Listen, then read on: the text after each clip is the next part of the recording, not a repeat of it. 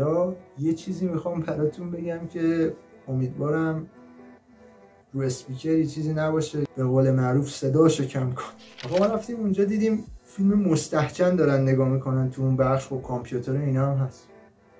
مستحجن ازشون پرسیدم که آقای سرباز، آقای فلانی، این پادگان اینا، این فیلم ها اینا اینجا مشکلی نداره؟ خب 100% میدونستم مشکل داره. توی محیط نظامی برات دردسر میشه، بعد تو هر جرمی که توی یه پادگان نظامی، یه محیط نظامی مرتکب بشی برات چند برابر تموم میشه.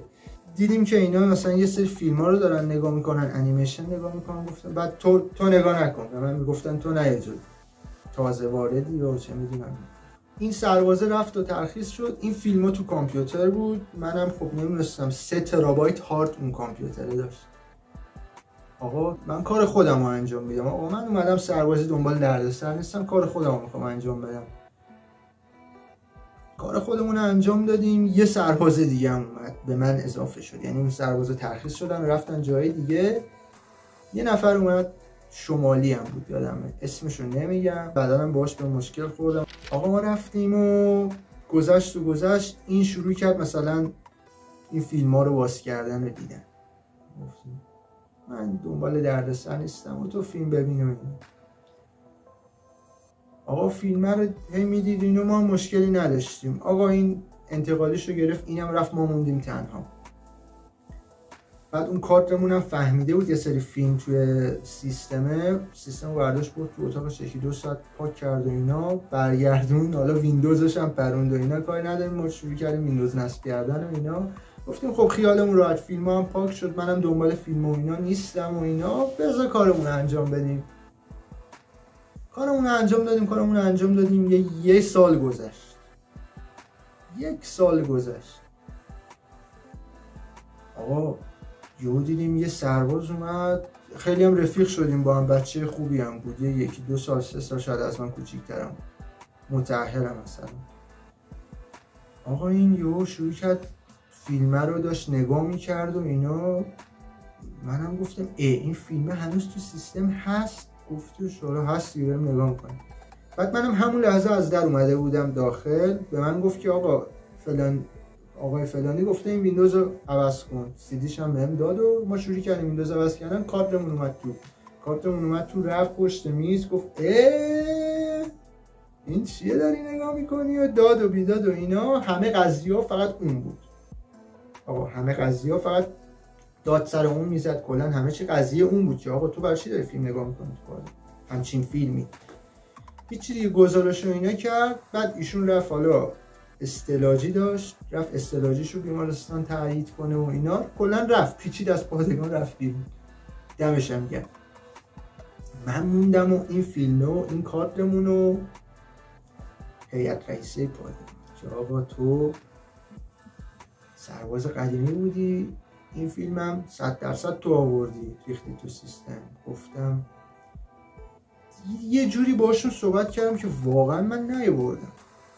گفتم آقا من روزی که اومدم تو پادگان برای اینکه اینو شر نشه و اینا ما چیزی نگفتیم. 1 سالم گذشت ما چیزی نگفتیم. ایشون هم یه سری اومد فیلم ما رو پاک کرد، ویندوز هم پاک کرد. ما حالا اومدیم دیدیم ایشون بعد از 1 سال داره فیلم ها رو نگاه میکنه و همه چی سر ما خراب شده. ما رو میخوان تنبیه کنن. آقا چیکار کنیم چیکار نکنیم؟ چی دیگه استرس بکنم عید فطر 1400. آقا چیکار کنیم؟ ما بی تقصیریم و فلان و اینا. نه تو فیلم آوردی، تو هم داشتی نگاه میکردی آقا فلان بهمان اینا.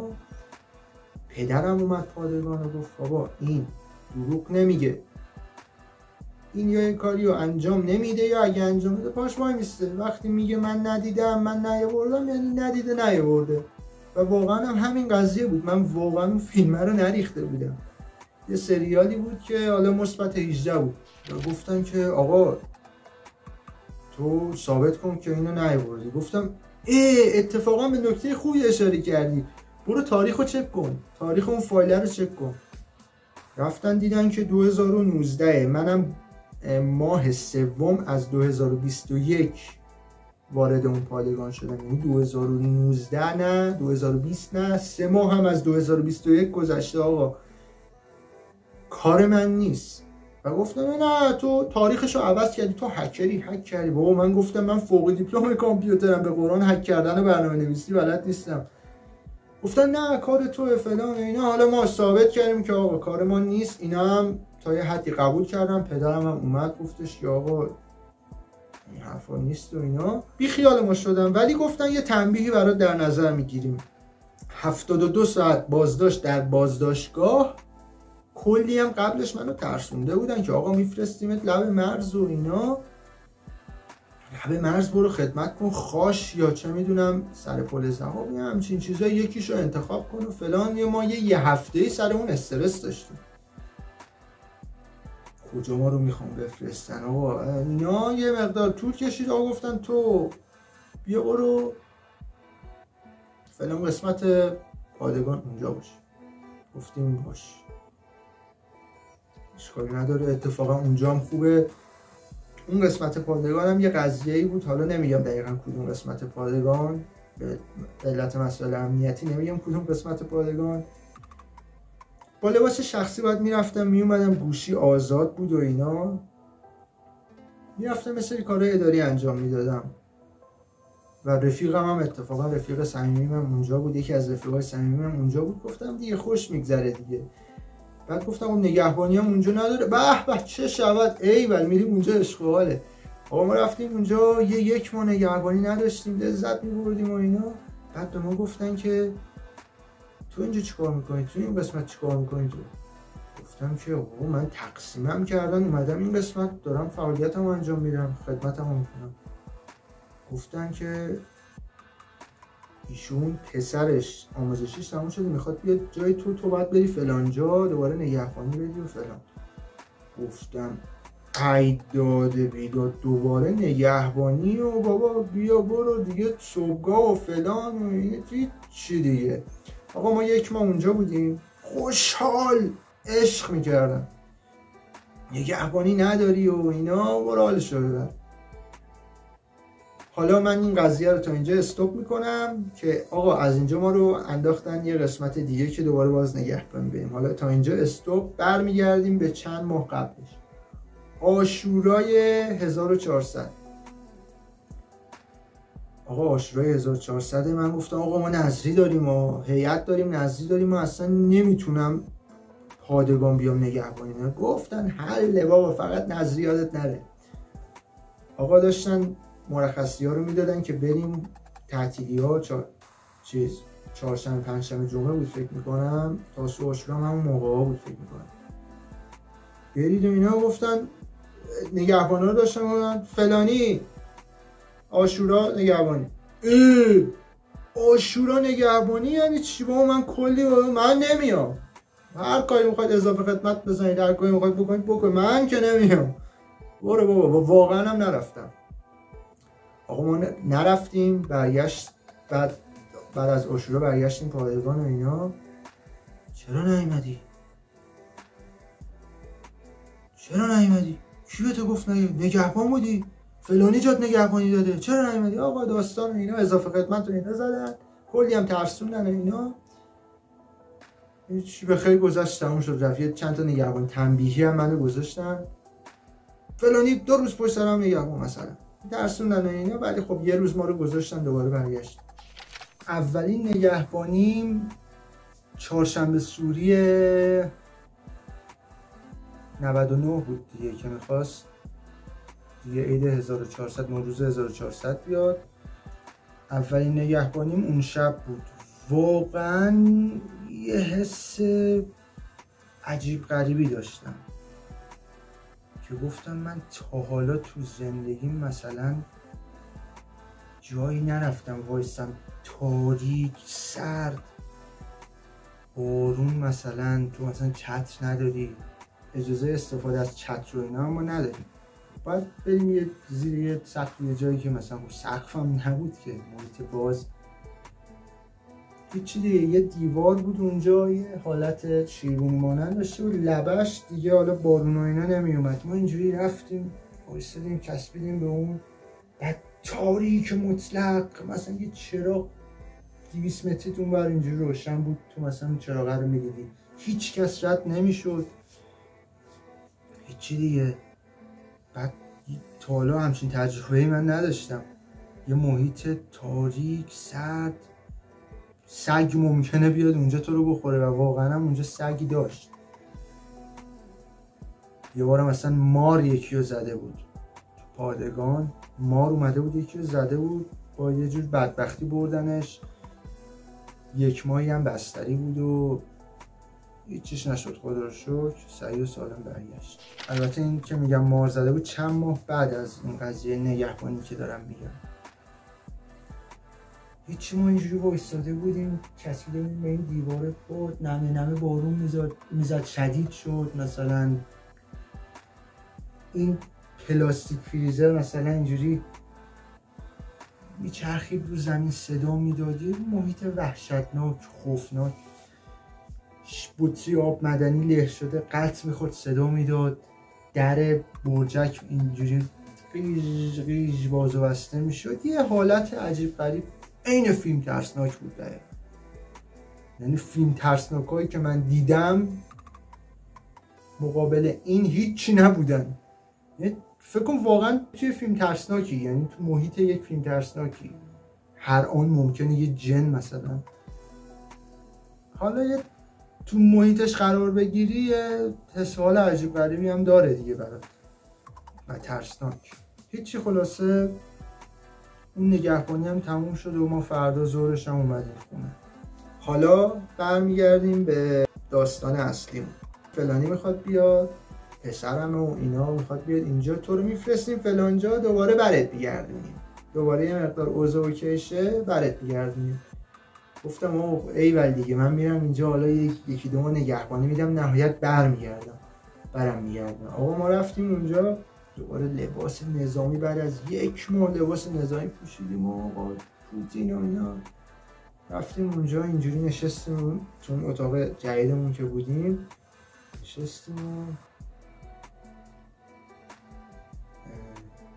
آره تو 2-3 روزم اونجا اضافه موندی و ما فلانی رو ببینم بهش فوش میدم و اینا. رفیق بودن دیگه، کادر با هم رفیق بودن. آقا من فلانی رو ببینم بهش فوش میدم و چرا چند روز زیادتر تو رو نگه داشت؟ چون چند روز من اونجا زیادتر نگه داشتم به خاطر حساس بودن کارم و کاری که انجام میدادم. مجبور بودم که بعد از اینکه منو دوباره جامو عوض کردن یه چند روز اونجا بمونم. آقا اون چند روز هم تموم شد، ما برگشتیم، یعنی جای جدیدمون رو بهمون گفتن و ما رفتیم اونجا. کادراش هم خدا رو شکر خوب بودن. حالا اسمشون رو نمیگم ولی از همینجا ازشون تشکر میکنم که واقعا خدمت منو برام آسون کردن نسبت به اون جایی که سیستم کامپیوتر اینا بود و اذیتم میکردن و تهمت دزدی بهم میزدن و خیلی اذیتم میکردن و هوامو نداشتن. رفتیم اون قسمت، خیلی هم راضی بودیم، نگهبانی هم نداشتیم. حالا اومدیم اینجا نگهبانی رو داریم ولی کارمون یکم سبک‌تره. آقا تو وقتی میای باید مثلا جارو بزنی اتاقو، کی بزنی، کار سختی هم نبود، انجام میدادیمش، کار که آر نیست. بعد چایی درست کن و اینا، بعد یه سری نامه هم باید ببری بخشای مختلف پادگان، نامه برسونی، نامه بیاری، وسیله‌ای هست جابجا کنی و اینا. گفتم کارمون سبکه خدا رو شکر، فقط سختیش نگهبانی است. ما کارمون رو انجام میدادیم. بعد من 3 ماه هم اضافه خدمت داشتم، اضافه خدمت سنواتی، چون 1 ماه دیر رفتم سربازی. یعنی من به جای بهمن که اعزام باید می شدم اسفند رفتم، خودم معرفی کردم به اون پادگان، 1 ماه دیرتر. آقا ما رفتیم و گفتم آره کارمون سبکه دیگه، میایم واسه خودمون راحتیم، یه جوره حداقل تو ساعت اداری راحتیم. ساعت غیر اداری نگهبانی هست و اینا، اون یه مقدار تو سرما و گرما یکم سخته. آقا اشکال نداره، انجام میدیم، مشکلی نیست. بعد یه سری چیزا هم بود سر نگهبانی، مثلا صبح باید معمولا قانونا این باید بگن که تو امروز نگهبان هستی یا نیستی. آقا صبح بهمون نمیگفتن ما نیستی. بعد زور خوشحال میومدی دفترچه مرخصی رو بگیری بری خونه استراحت کنی اینا. تو میومدی دفترچه رو بگیری، دفترچه تو نگهبانی راستی. ای بابا حداقل زودتر بگید بابا ما شاید مهمون داشته باشیم. هیچی دیگه چرا نداره، سربازی چرا نداره، ارتش چرا نداره. هیچی دیگه لو دادم کجا خدمت میکردم، ارتش استفاده. حالا کاری نداریم. نگهبانی ها سخت بود و اینا، گذشت. هیچی دیگه، یه دوره‌ای بود و سر نگهبانی ما رو اذیت میکردن. حالا یه خاطره دیگه هم از نگهبانی بهتون بگم. یک روز قبل از تولدم، ببخشید 2 روز قبل از تولدم به من گفتن که تو روز تولد، یعنی جمعه که روز تولدم بود، نگهبانی. گفتم داداش نگهبان نذار تولدمه.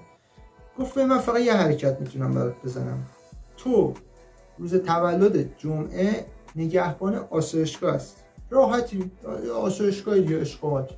ولی اگه بخوام عوضت کنم نگهبانی تو باید نگهبانی بیرون بدی پنجشنبه، یه روز قبل از تولد. گفتم باشه مشکل نیست، ولی سعی کن عوض کنی، من سرما خوردم و اینا، حالم خوب نیست، برم بیرون حالم بدتر میشه، غیبت میکنم اضافه خدمتشو میخورم، بعد همش هم مقصرش توه. یالا یه حرکتی بزن عوضش کن.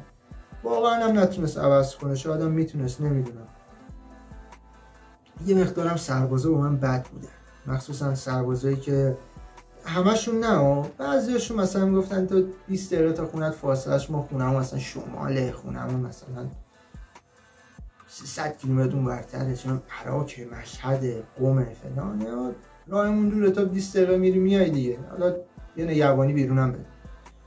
گفتیم باشه، رفتیم نگهبانی بیرون دادیم. سرماخوردگیمون شد آنفولانزا. منم تا حالا آنفولانزا نگرفته بودم، نمیدونستم مریضیم آنفولانزا. با نگهبانیه رو دادیم. جمعه صبح که نگهبانیمون تموم شد خواستیم برگردیم خونه، حالم بد بود، سرفه، سرگیجه، سردرد فلان و اینا. برگشتیم خونه، همینجوری افتادم مثل میت، افتادم زمین. فرداش که شنبه بود میخواستم برم پادگان، دیدم نمیتونم برم پادگان، حالم خیلی بده، نمیتونم وایسم رو پام. یه جوری حالم بد بود گفتم کرونا گرفتم، رفت. استرس اونو داشتم، مریضیه رو داشتم، راه هم نمیتونستم برم، از یه طرف نمیرفتمم، به ازای هر روزی هم که نری 3 روز اضافه خدمت میخوری. گفتم جهنم بابا، 3 روز بیشتر میریم، حالم بد، نمیرم. نرفتیم. بعد من رفتم دکتر، حالم خوب نمیشه، رفتیم دکتر گفتن آنفولانزا. هیچ 3-4 روز به ما مرخصی استعلاجی دادن که من باید اون مرخصی رو میبردم بیمارستانم تایید میکرد و یعنی اضافه خدمت میخوردم. اینجوری نیست که تو از هر درمانگاه یا دکتری جایی میری، بیمارستان میری، گواهی ببری پادگان و قبول کنن برات اضافه خدمت نزن. نه اینطوری نیست. یا به بهداری پادگان باید بری تایید کنه، یا اگه اونجا تایید نکنه بیمارستان ارتش باید تایید کنه که آقا تو باشد اصلا این برگه فتوشاپ باشه، هر چیزی باشه، دکتر آشنا بوده، هر چی بوده، اون قبول نمیکنه، ممکنه قبول نکنه. نه حالت بده، اینم گواهی دکتر باشه، مهر تایید برات میذارم برو پادگان. که آقا اینم قبول نکردن از ما. چرا؟ چون باید 48 ساعت بعد از اینکه گواهی رو گرفتی، من 4 روز 5 روز استراحت استعلاجی داشتم، تا 48 ساعت وقت داشتم برم و بیمارستان ارتشون رو تایید کنم و اضافه خدمت نخورم. 4-5 روز گذشته بود، بعد گفتن ما برات اضافه خدمت تو زدیم. 10 روزم بود که نرفته بودم، ولی از اون 10 روز 4 روزشو استعلاجی داشتم، استراحت پزشکی داشتم قانونا. 9 روز 10 روز نرفتم، به ازای هر روزشم 3 روز اضافه خدمت خوردم، شد 1 ماه. سر اون قضیه فیلمم اضافه خدمت خورده بودم، تقریبا اونم 10 روز، تا اینجا شد 1 ماه و 10 روز. عاشورا هم که آشورای 1400 هم نرفته بودم، اونجا هم فکر کنم یه 10 روز 15 روز اونجا هم اضافه خدمت خوردم. کلا سر یه سری قضایای دیگه، ماجراهای دیگه 2 ماه و 10 روز اضافه خدمت داشتم به علاوه 3 ماه سنواتن. یعنی خدمت شما عرض کنم که 5 ماه و 10 روز اگه اشتباه نکنم تو محاسباتم 5 ماه و 10 روز ما اضافه خدمت داشتیم که از اون 5 ماه و 10 روز 2 ماهش رو بخشیدم و باز من 3 ماه و 10 روز اضافه خدمت داشتم. 11 اردیبهشت خدمت من تموم شد و این بود خدمت سربازی ما. امیدوارم خوشتون اومده باشه از این ویدیو. لایک و سابسکرایب هم که یادتون نره، ممنونتون میشم و بدرود.